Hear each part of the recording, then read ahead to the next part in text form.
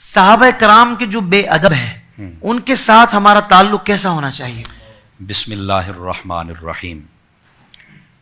نبی مکرم شفیع اعظم صلی اللہ علیہ وآلہ وسلم جیسا آپ نے ارشاد فرمایا ہے نا، ہمارے تعلقات ویسے ہونے چاہیے۔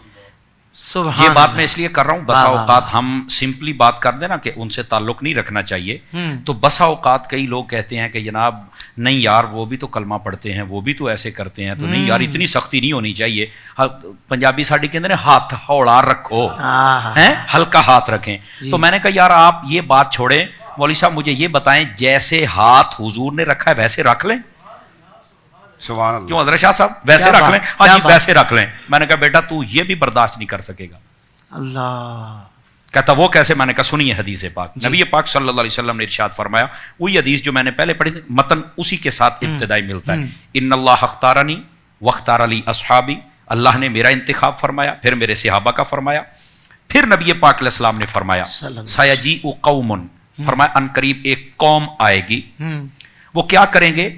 فرمایا کہ یسبون اصحابی وینتقصونہم، میرے صحابہ کرام کو گالیاں بھی دیں گے اور ان میں سے نقص اور عیب نکالیں گے۔ نبی پاک صلی اللہ علیہ وسلم فرما رہے ہیں۔ اچھا یہاں تک جب فرما دیا تو اب آگے کیا ہے؟ آقا علیہ السلام نے فرمایا سنو، جب تم دیکھو ایسا بندہ جو میرے صحابہ کرام کے خلاف کوئی بات کر رہا ہو تو فرمایا لا تجالسوہم ولا تناکحوہم ولا تسلموا علیہم ولا تصلوا معہم۔ نبی پاک صلی اللہ علیہ وسلم نے ارشاد فرمایا جو میرے صحابہ کرام علیہم رضوان کا بے ادب اور گستاخ ہو، ان کے بارے میں کوئی ایسی نازیبہ بات کر رہا ہو، نہ ان کے ساتھ بیٹھنا ہے، نہ ان کے ساتھ رشتہ داری کرنی ہے، نہ رشتہ دینا ہے نہ لینا ہے، کیا بات، نہ روٹی کھانی ہے نہ ڈالنی ہے۔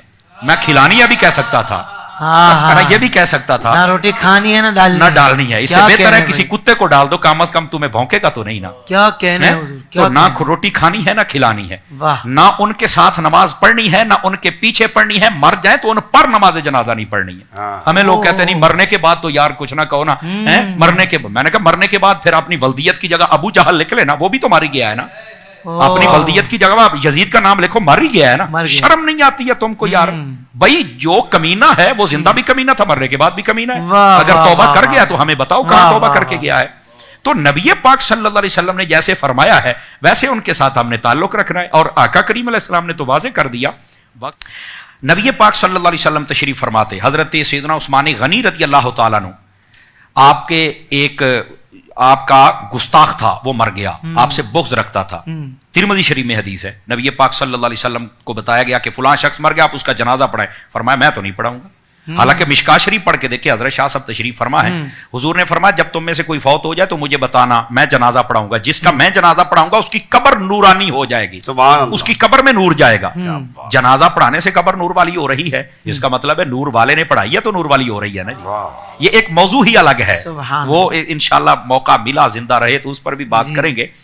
نبی پاک صلی اللہ علیہ وسلم کو بڑی چاہت رہتی تھی میں جنازہ پڑھوں، آج جنازہ دروازے پر آیا، فرمایا ہم نہیں پڑھیں گے۔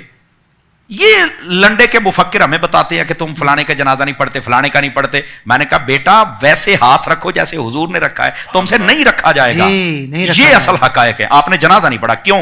وجہ بتائی کہ میرے عثمان سے بغض رکھتا ہے۔ میں نے کہا عثمان سے بغض رکھے، اس کے ساتھ یہ تعلق رکھنا ہے، نہیں جنازہ پڑھنا اس کا، سمجھ آئی؟